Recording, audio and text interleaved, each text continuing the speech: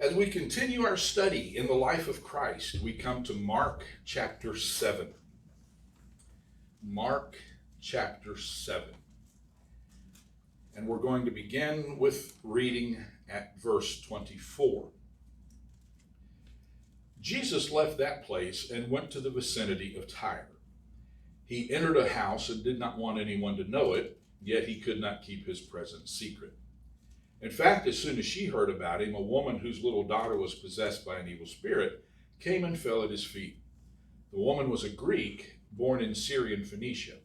She begged Jesus to drive the demon out of her daughter. "First let the children eat all they want," he told her, "for it is not right to take the children's bread and toss it to their dogs."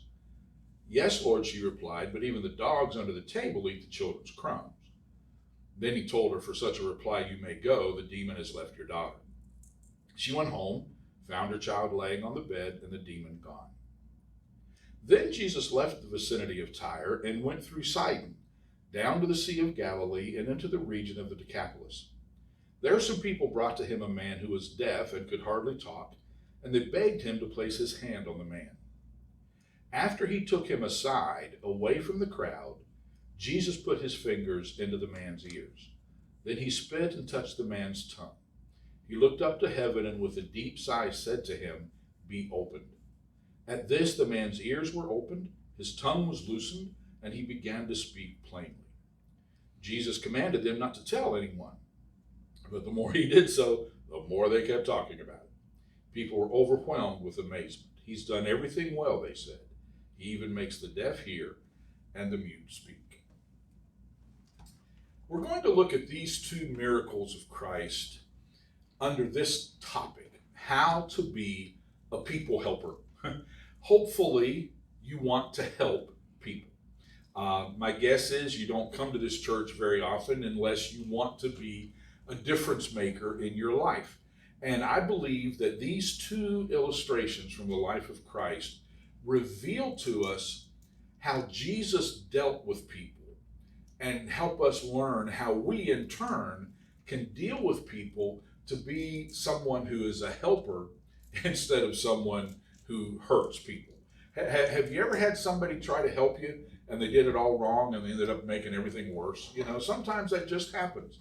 And sometimes we Christians are guilty of that. We step into situations, we think we're helping, and we just make everything worse. So in these two separate events, I want us to look at how God can make us more effective in helping people. Whether it's a fellow believer who needs some encouragement, whether it's a spiritual seeker who has not yet made their commitment to Christ, how can we relate to people in such a way that brings them closer to God? How can we be a person who helps other people? And it begins with this: you must spend time with Christ. Now, verse 31 reads like a geography lesson. And if you had a map, and I should have put a map up on the screen for you, you would understand what's going on here. Jesus left Tyre and went through Sidon, down to the Sea of Galilee, to Decapolis. So he is at Tyre. His ultimate destination is Decapolis. Decapolis was 40 miles south of Tyre. And he goes through Sidon. Sidon is 20 miles north of Tyre. So did you catch this? Jesus is in Tyre. He wants to go 40 miles south. But the first thing he does is go 20 miles north. That's like me saying, we're going to go over and see the kids in Atlanta, and I head to Columbia. That's what Jesus is doing here. All of a sudden, this trip that should have been a 40-mile trip becomes an 80-mile trip, because he goes 20 miles out of his way and then 20 miles back out of his way to go to the 40 miles to finally get down to Decapolis. Why in the world would he do that? Well, when you study what happens when he finally gets to the South, you realize that the South was a political hotbed. It was where the enemies of Christ were headquartered, where Herod was, where all the enemies of Christ were headquartered, and they were trying to kill him. They were looking for opportunities. The next time Jesus was around, they were going to kill him.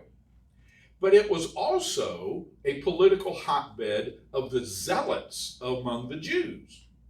And they thought Jesus was going to be the political Messiah. And so they kept looking for opportunities to make him their king. Over and over you read, and they sought a way to make him king. So you have this clash coming in the South between those who wanted Jesus to overthrow Rome and to those who were trying to kill Jesus. And Jesus knew there was a storm on the horizon. And he knew his disciples were not ready for it. And they needed some more time with him. And so he takes a very roundabout route. Some scholars who have gone through the Gospels and tried to time all of this out think that this little trip in verse 31 may have taken as long as 6 months. So what's happening is Jesus is saying, this may seem like a detour to you, and it may seem like a delay to you, but we need to spend some time together. And I think a lot of times in our lives, I speak for me, I get impatient when things take longer than I think they should. And what I've had to learn is that often those delays are preparation times for me. And I learn things during those delays that equip me for what's getting ready to come. And that's what Jesus is doing with his disciples. He's preparing them for what's ahead of them. Here's the point. Your time with Christ will determine how effective you are in ministering for him. Your time with him impacts your ability to minister for him. You could put it this way. It doesn't matter how hungry somebody is. If your basket is empty, you can't feed them. And how important it is that we understand that.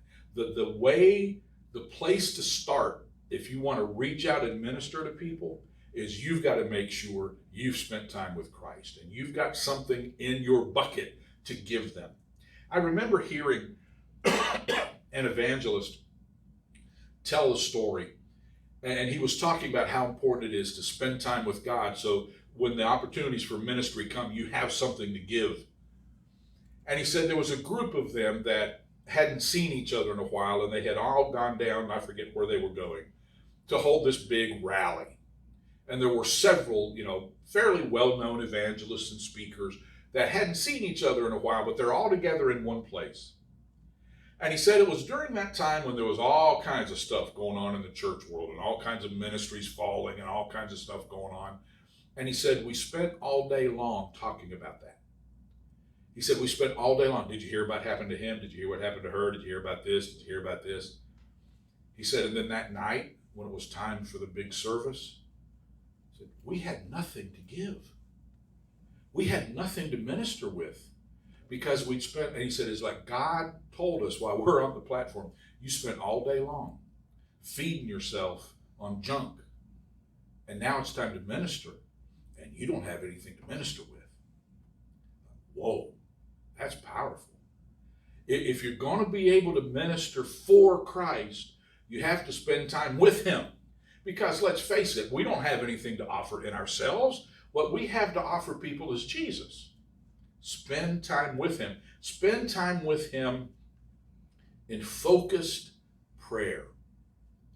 It's been a while since I've talked at any length about prayer. I'm not going to do it in great length today. But I would just want to remind you of a couple of things. We need to pray. We need to spend time with Christ in prayer because prayer is the war room. Prayer is where the battle happens. 2 Corinthians chapter 10. The weapons we fight with are not the weapons of the world. On the contrary, they have divine power to demolish strongholds. We demolish arguments and every pretension that sets itself up against the knowledge of God, and we take captive every thought to make it obedient to Christ. Do you know people who have satanic strongholds in their lives? Do you know people whose thoughts are contrary to the knowledge of God? If you do, if you're human, you have tried to argue with them and discourse with them and converse with them, and chances are the wall just kept getting higher and higher. The way you break down those things is through prayer. It's the spiritual battle that takes place. And it's like, God, I can't deal with this. This is a stronghold. This is a spiritual stronghold in their life. It's an argument and a pretense against the knowledge of God. The only way to attack that is let God attack it. And we battle on their behalf in prayer. It's the war room. In Luke chapter 18, it said that Jesus taught a parable to his disciples so that they would pray and not quit. I kind of think those are our options. You know, in our day and age especially, man, you look around what's going on in the world, it's like the options are pray or quit. And we need to just keep praying, keep on praying. If I'd have known that the Lord was going to bring it to my mind right now, I'd have written it down. But I saw a quote from Francis Schaeffer yesterday that basically said, yes, the world keeps getting more evil, but the truth is always the truth. So keep on and keep on and keep on and just keep on keeping on the truth. And we need to pray and not quit. And prayer is where that battle is fought. Prayer is where the battle is fought for people's minds and their hearts. The war room. It's the labor room. Psalm 126, those who sow in tears will reap with joy. He who goes out weeping, carrying seed to sow, will return with shouts of joy, carrying sheaves with him. Isaiah 66, no sooner is Zion in labor than she gives birth to her children. Paul used the same concept of prayer being the labor room. My little children, for whom I am in the pains of childbirth until Christ is formed in you. I heard one speaker say that it was his opinion that nobody becomes a follower of Christ unless first somebody has given birth to that in prayer. Now, I can't prove that, I don't think, but I do know that Samuel said to Saul, don't let me sin against God by failing to pray for you. And I just think we need to be reminded that prayer is the ultimate weapon, that prayer is the key, and that as we spend time with Christ in prayer, that gives us the food that we need to be able to feed the people that we come in contact with. So to be effective as a people helper, it begins with spending time with Christ. Second, you must be aware of people's needs. In verse 25, the lady comes who has a demon-possessed daughter. In verse 32, the man who has a hearing impairment and can barely speak. Be aware of people's needs. Jesus could not get away from people with needs. Often he would go away, try to get some time to himself. They would hear he was there and bring somebody who had a need. Somebody put it this way, God is still looking for people that are looking for people. They said God's looking for somebody who's looking for somebody. You know, God wants us to go through our lives with our spiritual eyes open to people that maybe God wants us to help. God's looking for somebody who's looking for somebody. So many times, I love it. You know, Mike Tyson has some incredible quotes. He would mess up some things a lot. You know, Mike Tyson, the great philosopher of our day. He said, everybody's brave till I hit them. But he said, we got people walking around in a state of Bolivia. Well, that's true. You know, so many times we walk around in a state of oblivion, right? We just go through our lives with our little blinders on, trying to get through our day. And there's people all around us in desperate need. And we don't see them. And we need to ask God to help us to be aware of the needs of the people in our lives. Matthew chapter 9, when he saw the crowds, he had compassion on them because they were harassed and helpless like sheep without a shepherd. Are you aware of the needs of the people in your life? Do you see the crowds? Have you asked God, what can I do to make a difference in that person's life? It might be the person next door to you, or the people in the next cube, or the person sitting behind you at school, or the place you eat lunch, or the people you do regular business with, or the cashier where you do your groceries. Just in the normal traffic pattern of your life, do you see the crowds? Do you see the people who are harassed and helpless? And by the way, in case you don't know, it's probably most of the people you run across. You can't carry on a conversation, a casual conversation, with many people nowadays without all of a sudden you think, oh, I did not expect to get into this. And because people are hurting, people are harassed, people are hopeless, and they're just looking for somebody who'll listen. Ask God, God, would you show me the needs of the people around me? And ask God to help you see those needs. And then when you find those needs, be considerate of them. Verse 33 is a beautiful verse, the first sentence.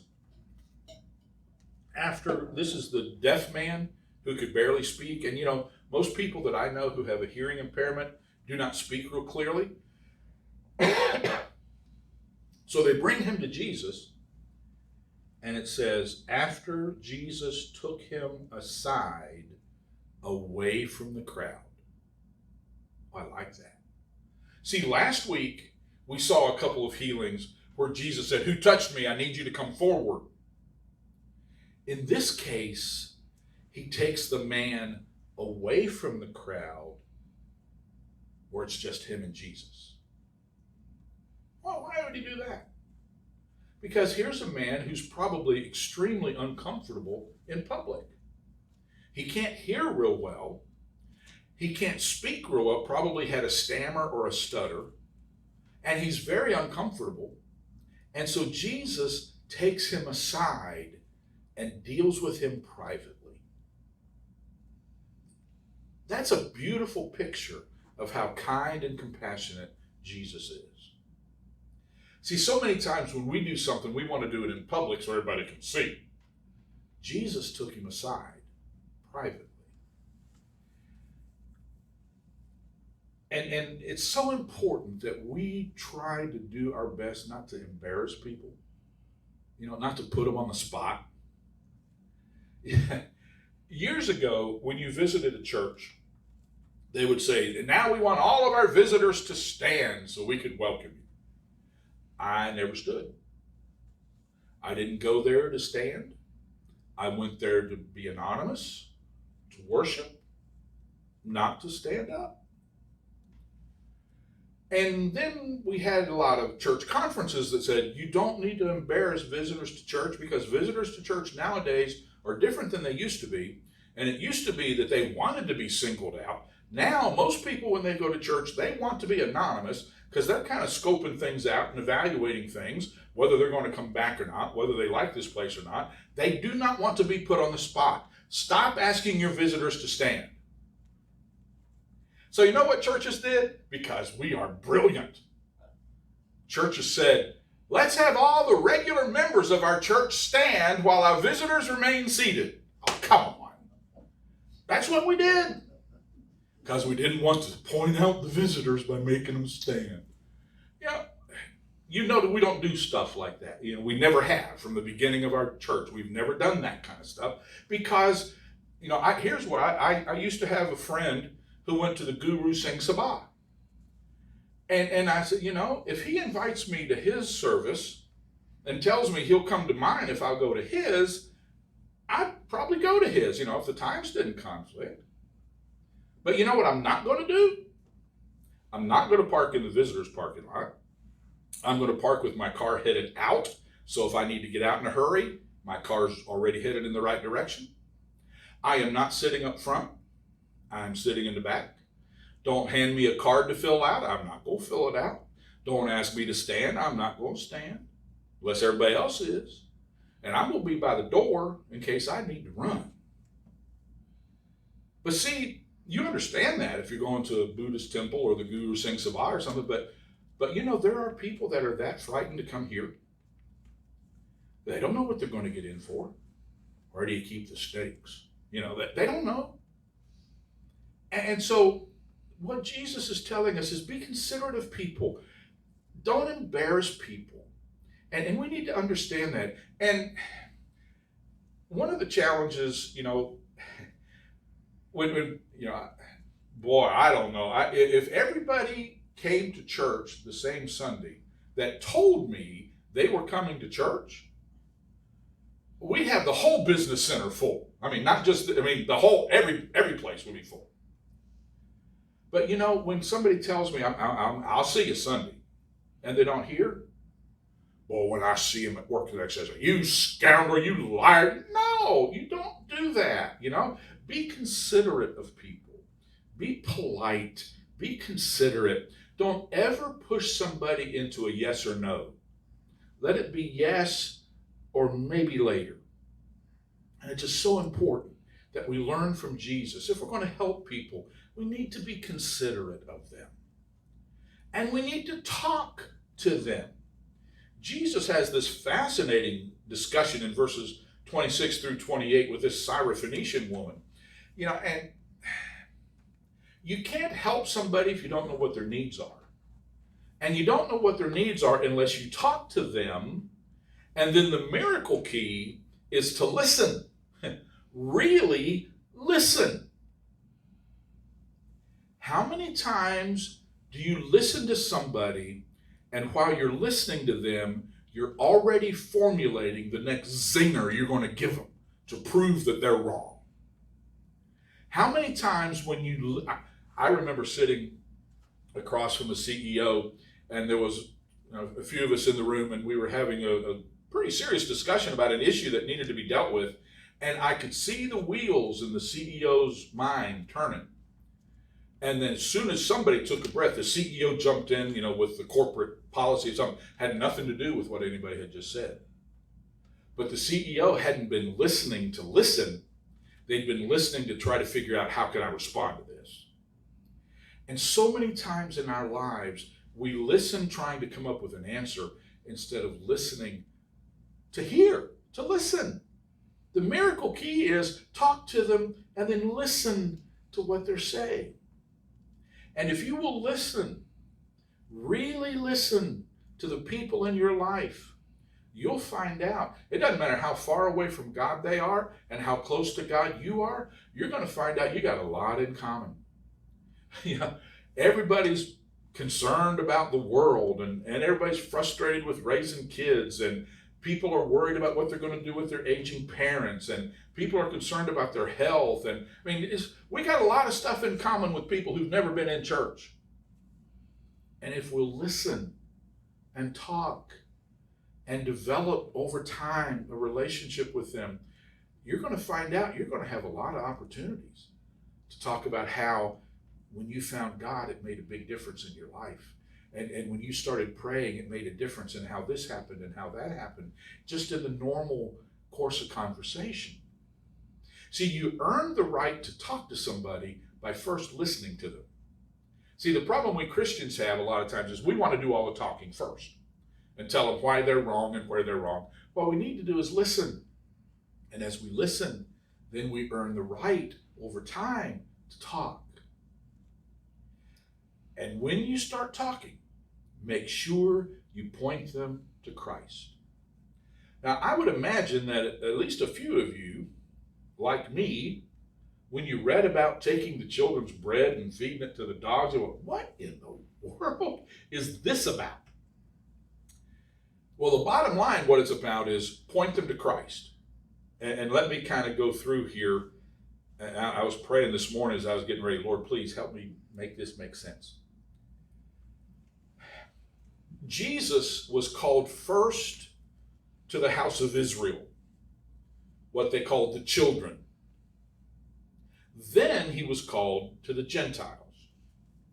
The Jews called the Gentiles dogs. And the word that they used for dogs was the word that meant, like a street cur, one of a wild mutt dog.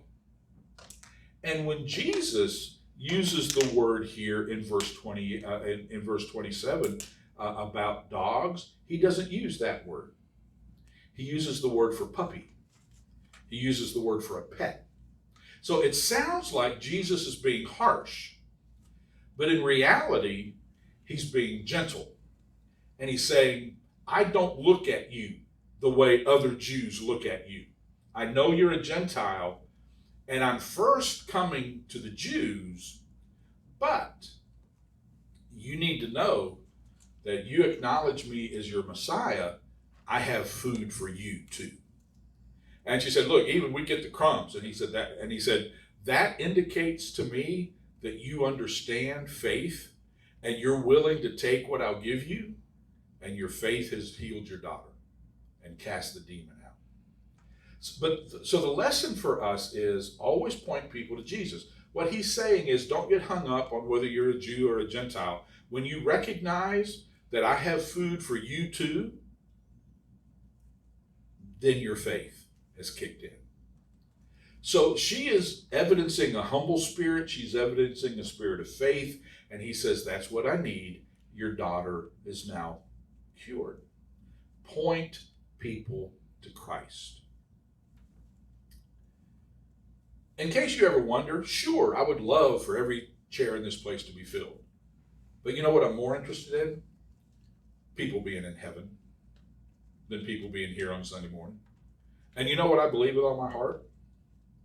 Is that when we get to heaven, we're going to find out that there's a whole lot of people there that are there in part because of your ministry in their lives, your touch in their lives.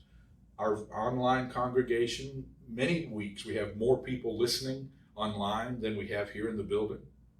And I believe there's going to be a lot of people in heaven that when we get up there say, you're from Open Door. Or they'll say, I knew one of your people.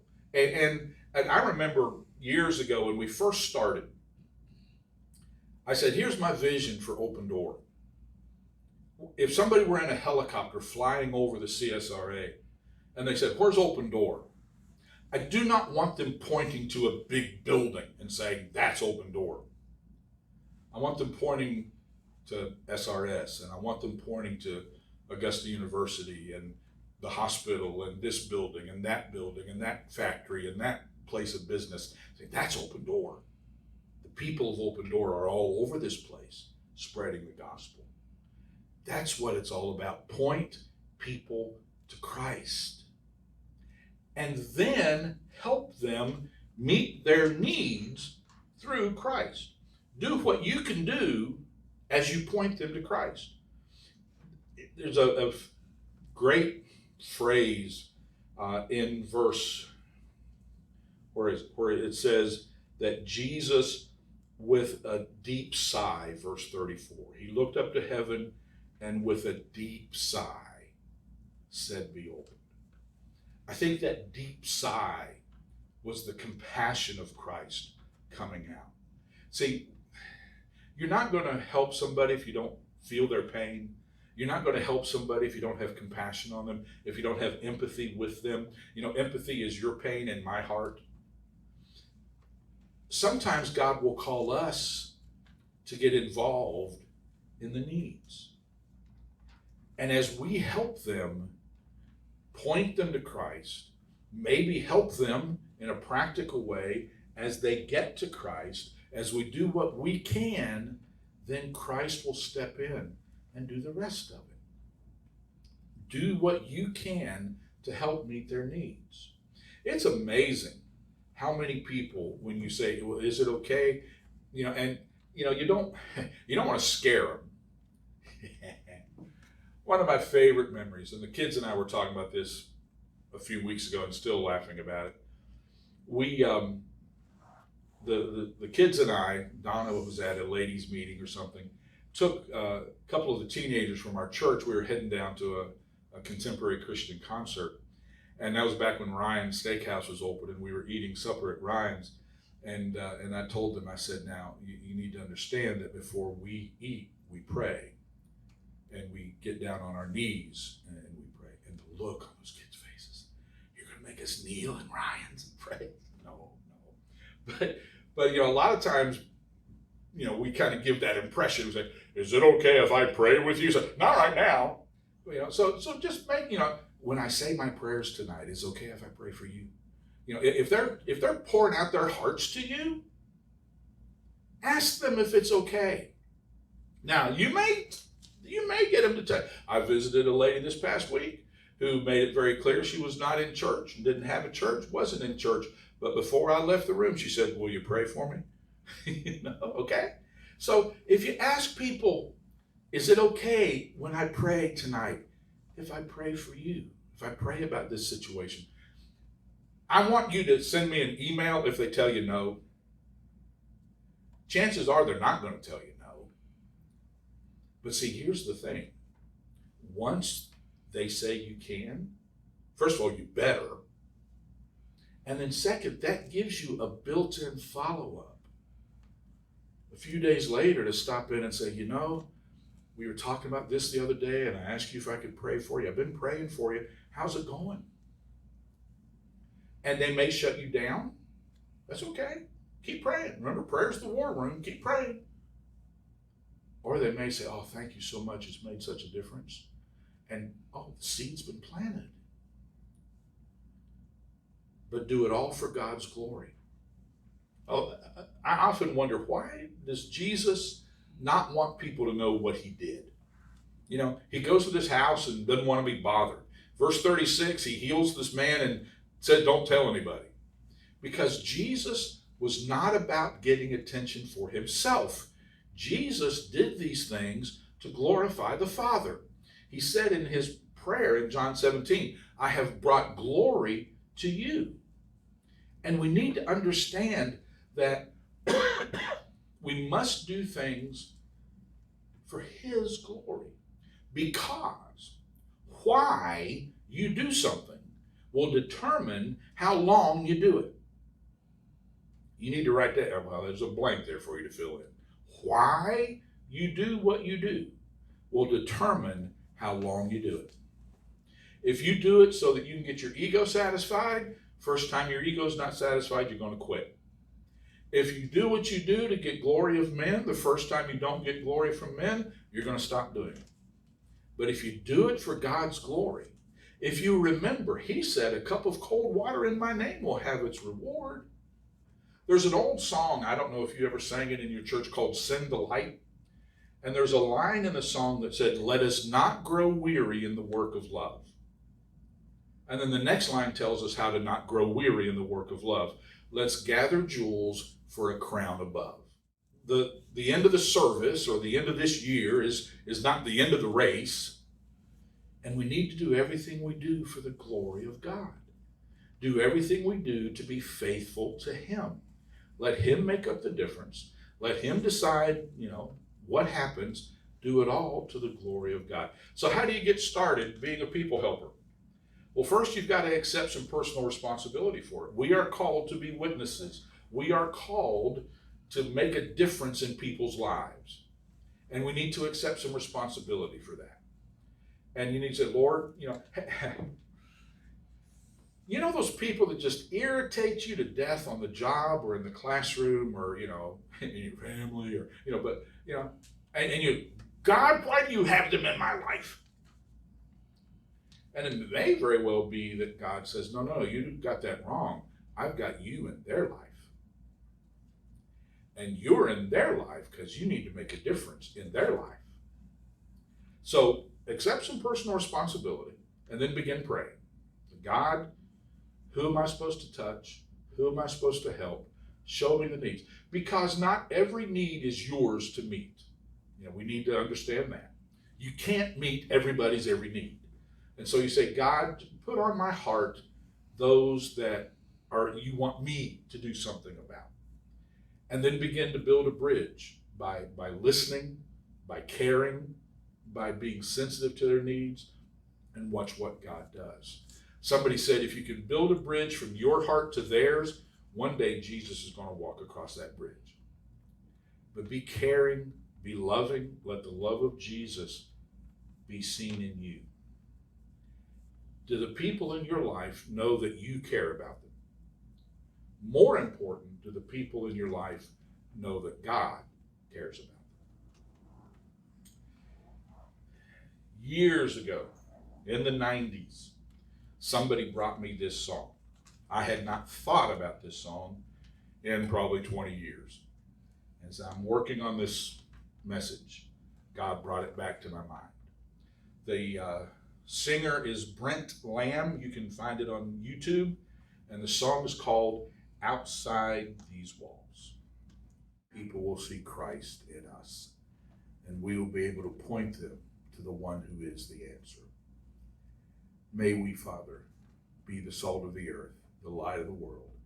May we show the love of Jesus every day of our lives. Now may the Lord bless you and keep you. May he make his face to shine on you and give you his peace now and evermore. Amen. God bless you. Thanks for coming out today.